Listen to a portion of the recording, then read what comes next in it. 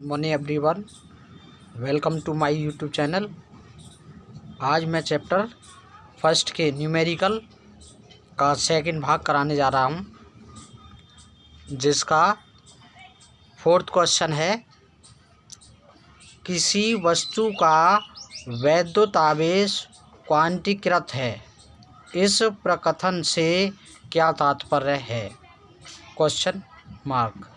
इसका second part है, स्थूल अथवा बड़े पैमाने पर वैद्युत आवेशों से व्यवहार करते समय हम वैद्युत आवेश के क्वांटमीकरण की उपेक्षा कैसे कर सकते हैं?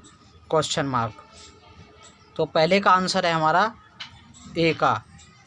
वैद्युत आवेश के क्वांटित होने का अर्थ है, इसमें यह पूछा है कि क्वांटित होने का क्या अर्थ है, तो इसमें बताते हैं हम। वैद्युत आवेश के क्वांटित होने का अर्थ है किसी वस्तु पर आवेश इलेक्ट्रॉन अथवा प्रोटॉन के मूल आवेश का कोई पूर्णांक होता है, अर्थात पिंड पर आवेश सतत रूप में नहीं बदलता, अपितु वह क्यू आवेश का क्वांटम या पैकेट के रूप में अलग हो जाता है। यानी कह सकते हैं हम कि वो सतत रूप में नहीं बदलता, बल्कि वो किस रूप में, क्वांटम या पैकेट के रूप में अलग हो जाता है। इसका गणितीय रूप क्या है कि इक्वल होता है प्लस माइनस एन ई, जहाँ पर एन है इलेक्ट्रॉनों की संख्या, जबकि ई है इलेक्ट्रॉन का आवेश। अतः स्वतंत्र अवस्था में मूल आवेश के अंश को कभी नहीं देखा जा सकता। यानी जो मूल आवेश हैं वो स्वतंत्र अवस्था में कभी नहीं देखे जा सकते। तो ये हमारा इसका इस क्वेश्चन का, यानी क्वेश्चन नंबर फोर्थ का, यानी 1.4 का, क्वेश्चन नंबर 1.4 का ए पार्ट ये मैंने आपको समझा दिया। अब इसका बी पार्ट समझाने जा रहा हूँ, जिसका देखेंगे हम बी पार्ट क्या है। इसके बी पार्ट को आप समझते हैं।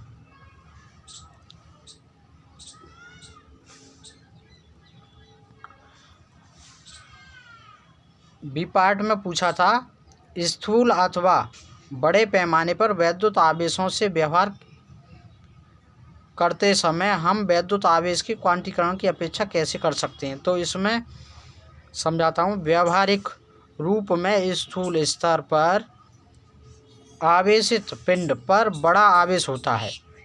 यानी व्यावहारिक रूप में देखा जाए तो स्थूल स्तर पर आवेशित पिंड पर बड़ा आवेश होता है, जबकि एक इलेक्ट्रॉन पर बहुत सूक्ष्म आवेश होता है। ये पता है,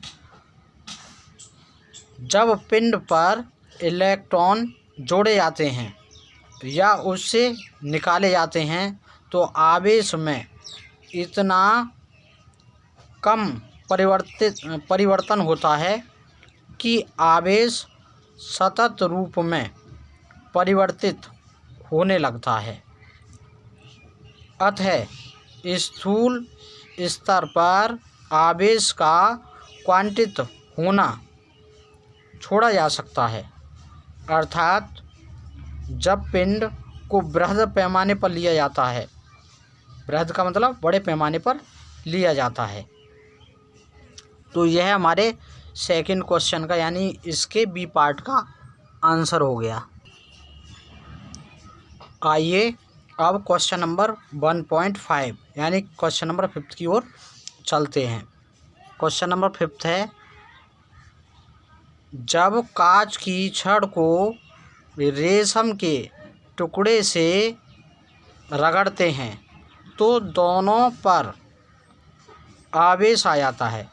जब कांच की छड़ को रेशम के टुकड़े से रगड़ेंगे तो दोनों पर आवेश आ जाता है। इसी प्रकार की परिघटना का वस्तुओं के अन्य युग्मों में भी प्रेक्षण किया जाता है।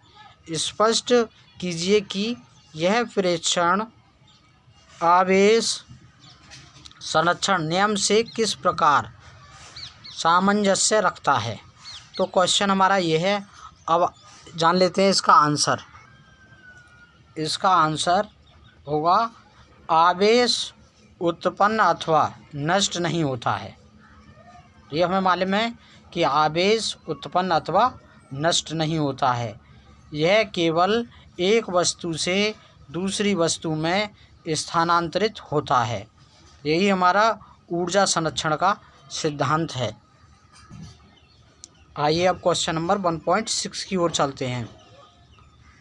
1.6 क्वेश्चन है, 4 बिंदु आवेश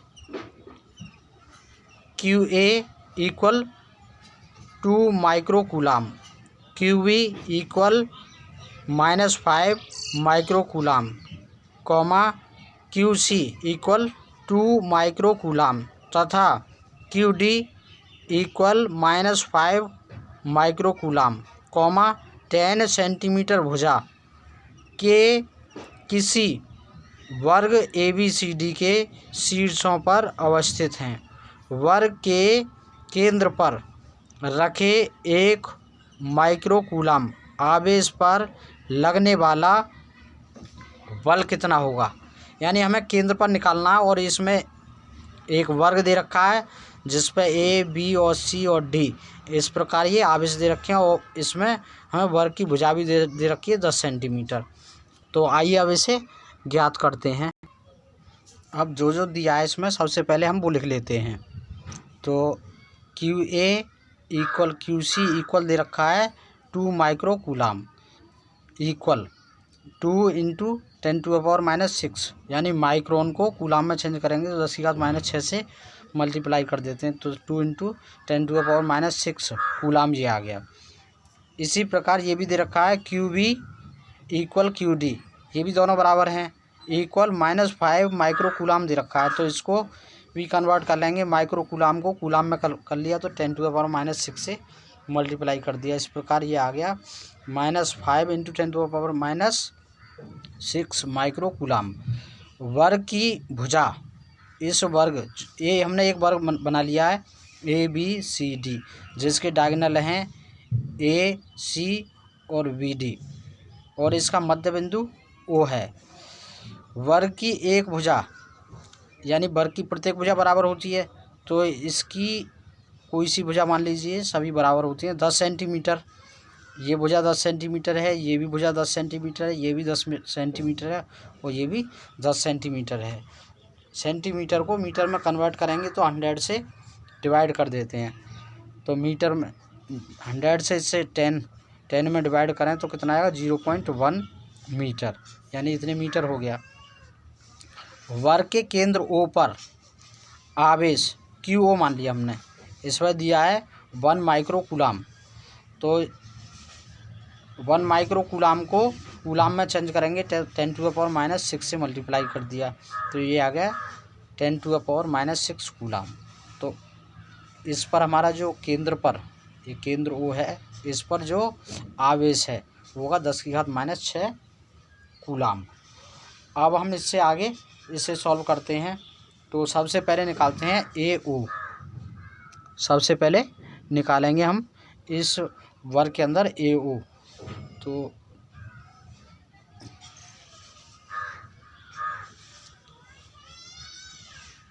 AO इक्वल, यानी AO है ये इस AC का कितना है, आधा। AO AC का क्या है, आधा, क्योंकि जो वर्ग के डायगोनल होते हैं वो एक दूसरे को मध्य बिंदु पर कट करते हैं, यानी इसको आधे आधे भाग में डिवाइड कर देते हैं। इसका मतलब हुआ कि AO इक्वल OC और BO इक्वल OD, यानी ये इसके इक्वल होगा, ये इसके इक्वल होगा। तो हम निकालते हैं इसमें AO। अब AO इक्वल 1/2 AC, यानी AC का ये जो है आधा होगा। तो अब हम 1/2 ये लिख लिया। AC का वैल्यू निकालेंगे। AC अगर इस त्रिभुज ABC में देखा जाए, इस पूरे वाले त्रिभुज में। तो पाइथागोरस प्रमेय से ये कर्ण बनना है, ये कर्ण बनना है, ये आधार बनना है और ये लंब बनना है। तो AC बराबर क्या होता है, कर्ण बराबर root AB square plus BC square, Pythagoras प्रमेय से। कर्ण बराबर रूट आधार का स्क्वायर प्लस लंब का स्क्वायर, यानी AB square plus BC square. जबकि हमें मालूम है कि AB इक्वल BC है, क्योंकि वर्ग है, वर्ग की प्रत्येक भुजा बराबर होती है। तो ये भुजा बराबर ये भुजा, तो 1/2 इसको हम लिख सकते हैं AB square plus AB square. BC के प्लेस पर क्या लगा दिए, AB। 1/2 इनको दोनों को ऐड कर लें तो 2AB स्क्वायर आ गया। 1/2 रूट 2AB, क्योंकि इसमें वर्ग भी है और रूट भी है, तो इस प्रकार ये AB बाहर आ गया। अब इसको हम लिख सकते हैं रूट 2 अपॉन, इसे अपॉन में जो दे रखा है 2, इसके लिए 2 बार लिख सकते हैं 2 root 2 into root 2 into AB का वैल्यू कितना है हमारा, यानी इसकी एक भुजा की लंबाई 0.1, ये लगा लिया। तो इससे ये कैंसिल, तो इस प्रकार हमारा 0.1 अपॉन रूट 2 आ गया, ये आ गया AO हमने निकाल लिया 0.2। अब सबसे पहले निकालते हैं हम इस पर कूलाम के नियमानुसार।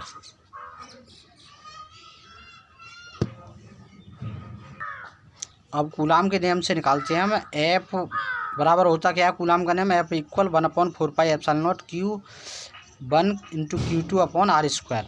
तो हम निकालते हैं सबसे पहले A और O के बीच लगने वाला बल, यानी हमें केंद्र पर बल निकालना है कि सभी आवेशों के द्वारा केंद्र पर कितना बल लगेगा। तो सबसे पहले निकालते हैं इन दोनों के बीच बल A और O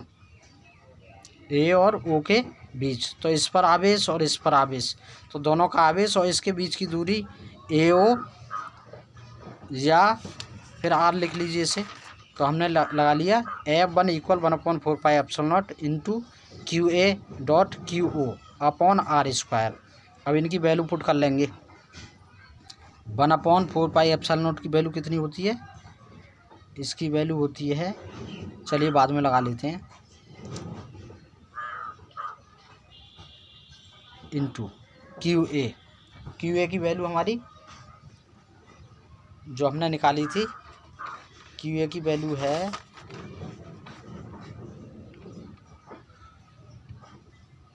2 इंटू 10⁻⁻6,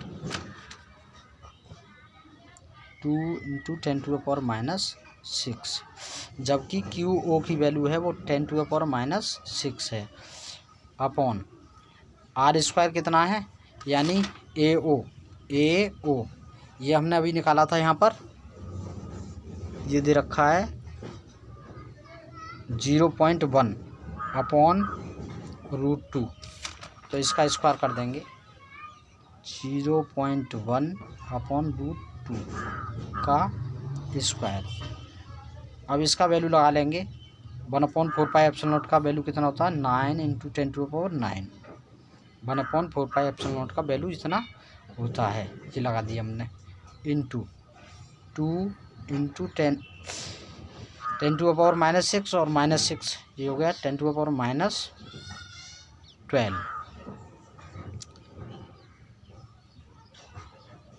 इसका स्क्वायर करेंगे 0.1 इंटू 0.1। इसी प्रकार ये अपॉन के अपॉन में है, तो इसको ऊपर ले जाएंगे, रूट 2 का स्क्वायर 2, पॉइंट हटाएं, 1 0 बढ़ाएं, इस पॉइंट को हटाएं, 1 और 0 बढ़ाएं, अब ये सभी की मल्टीप्लाई से सॉल्व कर लेंगे। 9 2 जा 18, 18 2 जा 36, 36 और पावर कितनी आ जाती है हमारी इनटू, ये माइनस की 12 है और ये प्लस की 9 है, तो इसमें से इसे माइनस करेंगे तो कितना आएगा माइनस का 3, और -3 में से ये भी प्लस की होंगी तो ये -3 में से इतना और माइनस करेंगे तो प्लस का 2 माइनस करेंगे तो माइनस का 1 आ जाएगा। तो इसको हम लिख सकते हैं 1.6 न्यूटन, यानी F1 आ गया हमारा 1.6 न्यूटन।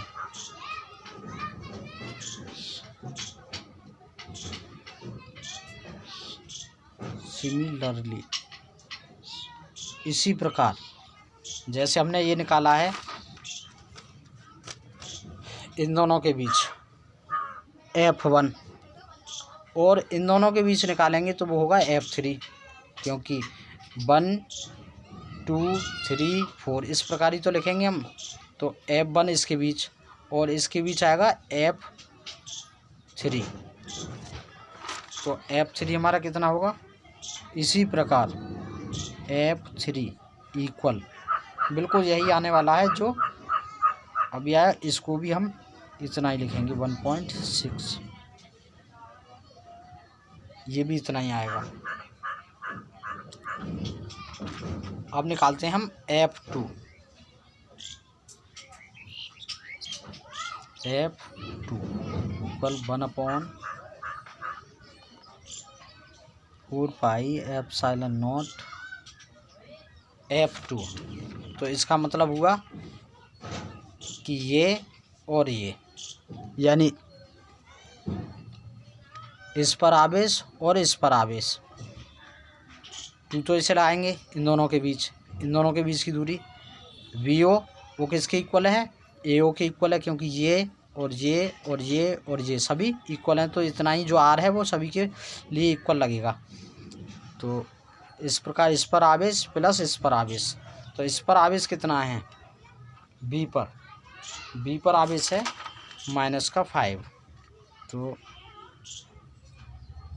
इस पर आए हम QB × QO अपॉन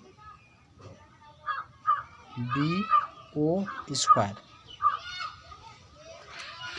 या फिर R² कुछ भी लिख सकते हैं। तो इसका वैल्यू लगाएंगे 9 × 10⁹, इसका वैल्यू कितना है माइनस का है 5 × 10⁻⁻6 × 10⁻⁻6 अपॉन 1.0 √2 का होल स्क्वायर।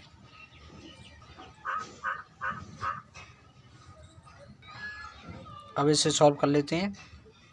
-9 × 5 × 10⁻⁹ × 10⁻⁻12 अपॉन में 0.1 × 0.1, ये अपॉन के अपॉन में है, तो इसलिए ये √2 का स्क्वायर करेंगे तो 2 यहाँ जाएगा,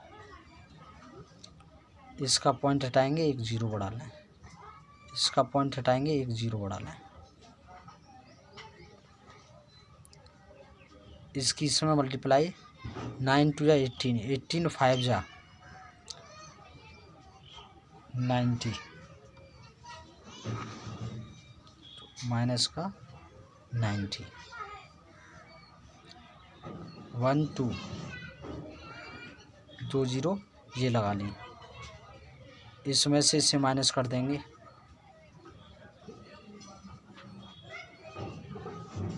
तो 10⁻⁻³ आएगा, और 1 नीचे बचा, 1 की 1 में मल्टीप्लाई करेंगे तो 1 ही आने वाला है, तो इसको नहीं लिखेंगे।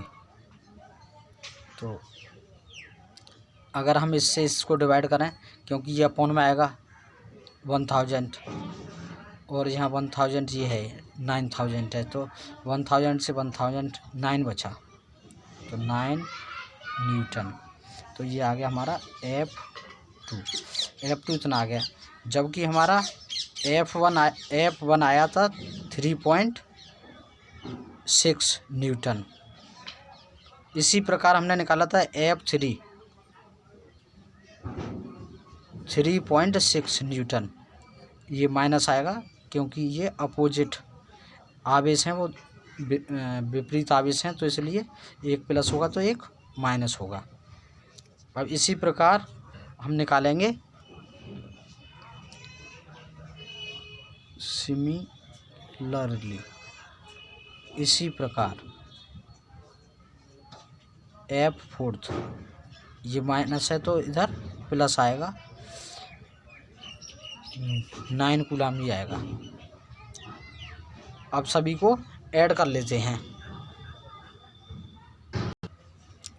अब कुल बल निकालते हैं। F equal F1 plus F2 plus F3 plus F4।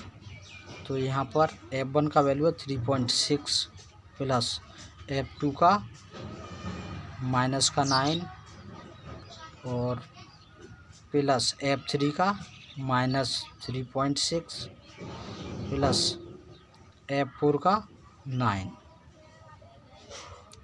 3.6 plus और माइनस माइनस होता है, प्लस और माइनस माइनस होता है, प्लस तो प्लस माइनस की कैंसिल, प्लस माइनस की कैंसिल। इस प्रकार जो नेट बल है वो हमारा 0 न्यूटन आ गया।